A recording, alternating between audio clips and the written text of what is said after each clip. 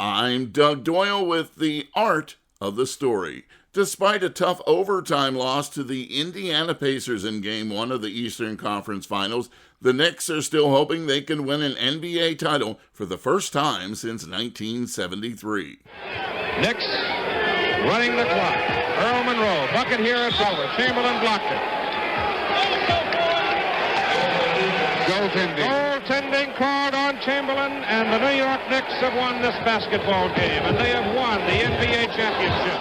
One of the stars of the Knicks that season was the great Earl The Pearl Monroe. He was a guest on my podcast Sports Jam back in 2013, where we talked about his amazing career, his book, and his close relationship to jazz legend Miles Davis. In Bill Bradley's foreword in your book, he makes a mention that you were like a great jazz artist, and the fact that you created in the moment. And you mentioned that you're a fan of R&B, you're a fan of all kinds of music, in fact, but you mentioned jazz a lot, and you mentioned Miles Davis a lot. You were like a jazz artist on the basketball court, weren't you? Yeah, I guess you could say that. It's improv. And as I said, you might have it in your mind of what you might want to do, but, it's like, you have to feed off of what the other person does to do what you're going to do. So if I'm going left and he's going left, then I'm just faking going left. I'm actually going right. So yeah, it's very improvisational, and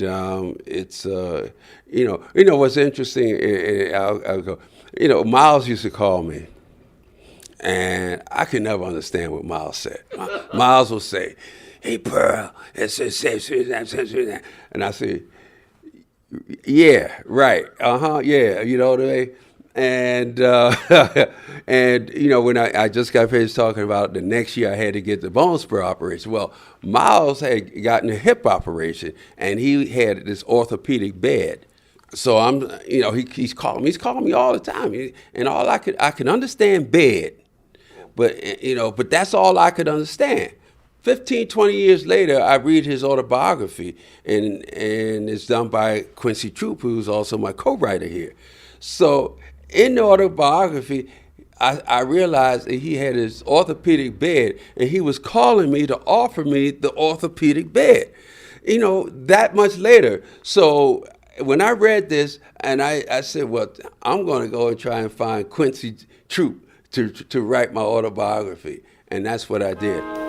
The music itself of Miles Davis, what was it about his music that kind of meshed in with all the other kind of genres of music that you like?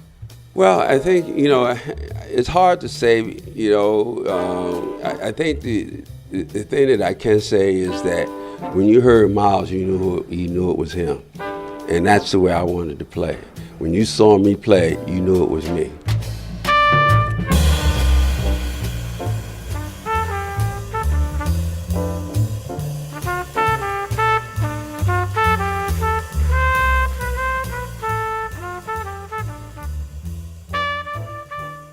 You can hear the entire Sports Jam interview with Earl Monroe at WBGO.org.